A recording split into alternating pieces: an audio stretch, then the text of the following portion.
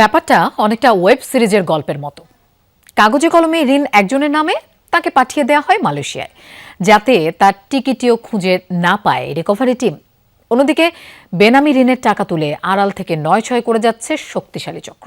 চক্রের মূল হোতা স্বাস্থ্যের ঠিকাদার মিঠু। মাত্র ৩,০০০ টাকার ভাড়া দোকানের নামে ঋণ প্রায় ১০০ কোটি টাকা। ৯ বছর আগে ঋণ দেয় এবি ব্যাংক।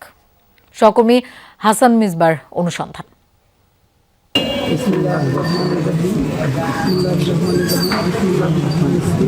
পোশাক দেখে মনে হতে পারে কোনো বুজুর্গ। নাম হাবিবুর রহমান।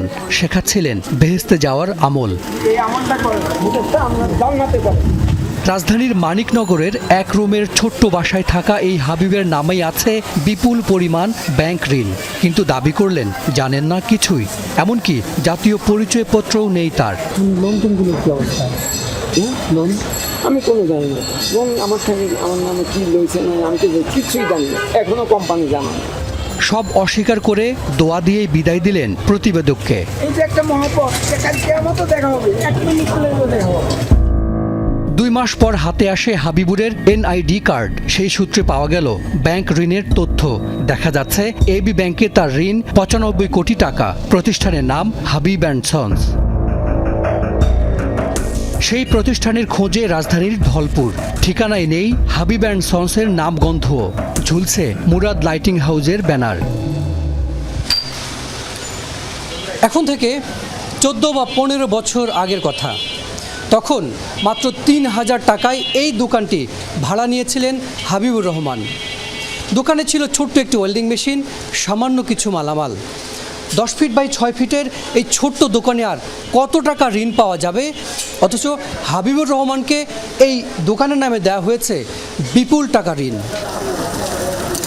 হ্যাঁ, হাসপাতালের কিছু আসবাবপত্র বানাইতো, যেমন আপনার মিটার চেক করা বা এগুলো কিছু থাকে না, ওরকম কিছু বানাইতো। তার যে যন্ত্রপাতি ছিল 20,000 টাকার যন্ত্রপাতি ছিল না, সেখানে 1,000 কোটি টাকা তো ভালো কথা, আমার মনে হয় লক্ষ টাকা কেউ লোন দেবে না। এসব তথ্য নিয়ে 1 মাস পর আবারও মানিকনগরে হাবিবুরের বাসায়। বাসাটিতে উঠেছেন নতুন ভাড়াটিয়া। বন্ধ হাবিবুরের ফোন। না, আমি তো নতুন আসছি, আমার 1 মাস হয়নি এখানে আসা। নতুন ঠিকানা না পেলেও জানা গেল পাশের এলাকার মসজিদে নামাজ পড়তে আসেন তিনি। সেখানেই অপেক্ষা আমাদের। জোহরের আজান হয়, নামাজের জন্য আসছেন মুসল্লিরা। আসলেন হাবিবুর রহমানও।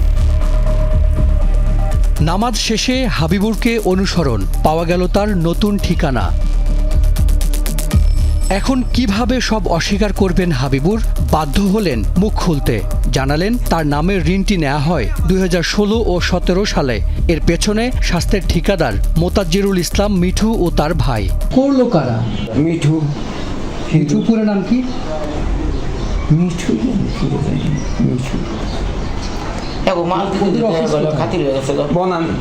অফিসের নাম কি? লেক্সিকন।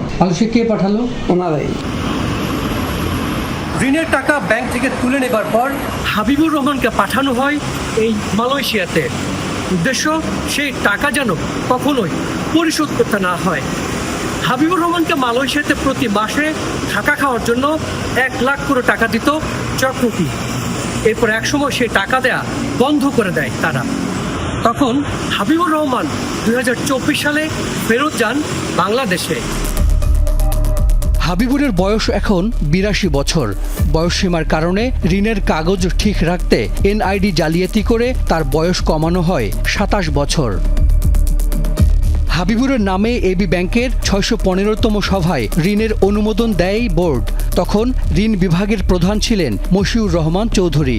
1 বছর পর তিনি দায়িত্ব পান ব্যাংকটির ব্যবস্থাপনা পরিচালকের। কোনো জামানত বা বন্ধক ছাড়া কিভাবে এত কোটি টাকা ঋণ দেয়া হলো হাবিবকে? সাধারণত ব্যাংকটির ঋণ পেতে পূরণ করতে হয় 36টি শর্ত। অনেক সময় আসলে আমরা অনেক লোন দিতে না চাইলেও রাজনৈতিক প্রেশার থাকে, বিভিন্ন রেগুলেটরদের প্রেশার থাকে, এবং যার জন্য আমাদের পরিপ্রেক্ষিতে লোনটা দিতে হয়েছে।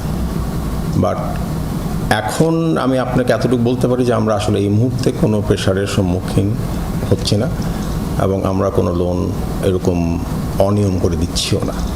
কাগজে যা আছে হাবিবুরের নামে ঋণের পরিমাণ কি তাই নাকি আরও বেশি জানালেন তিনি নিজেই। 300 না, অনেক বেশি। আপনি কত শুনছেন? আমি শুনছি 12 উপরে শুনছি। 1200 কোটি। কিন্তু আপনার সাইন ছাড়া কিভাবে উঠাবে? কেমনে আল্লাহ জানে। ঋণের সকল তথ্য থাকে বাংলাদেশ ব্যাংকের ক্রেডিট ইনফরমেশন ব্যুরো বা সিআইবিতে। সেখানে তথ্য আছে 100 কোটিরও কম। প্রশ্ন হচ্ছে সেখানে বাকি তথ্য নেই কেন? যখন তদন্ত করা হবে তখন তদন্ত টিম বিষয়টার গভীরে প্রবেশ করবে। কোনো ক্যামোফ্লেজের আশ্রয় নেওয়া হচ্ছে কিনা অবশ্যই তদন্ত টিম প্রতিটি বিষয় পুঙ্খানুপুঙ্খভাবে বিশ্লেষণ করে দেখবে। এতে প্রকৃত ঋণের চিত্র ফুটে আসবে বলে আমরা আশা করি। ঠিকাদার মিঠুর অফিস রাজধানীর বনানীতে গিয়ে পাওয়া যায়নি কাউকে। লেক্সিকনের নেম প্লেটও বদলে ফেলা হয়েছে। লিজন অফিস নাই কে জায়গায়, কোম্পানি নেই, এরকম নামে কোনো অফিস নেই। ঠিকাদার মিঠুদের হাত কতটা লম্বা তার একটি নমুনা হয়ে থাকবে এই বেনামি ঋণ। এত কথা কওয়ার জন্য কি করতে হবে করেন গেছেন। যার নামে এই ঋণ সেই হাবিবুরের বয়স এখন 82 বছর। তার ঋণ পরিশোধের সামর্থ্য নিয়েও আছে প্রশ্ন। আর ঋণের নথির কোথাওই তো শাস্তের ঠিকাদার মিঠুর নামই নেই। তাহলে এই শত কোটি টাকার ঋণের আদায় হবে কিভাবে? সেই সময়ের ব্যাংক কর্তৃপক্ষ আর লুটেরা চক্র, ব্যাংক লুটপাটের এ যেন যৌথ প্রযোজনা। হাসান মিসবাহ, যমুনা নিউজ, ঢাকা।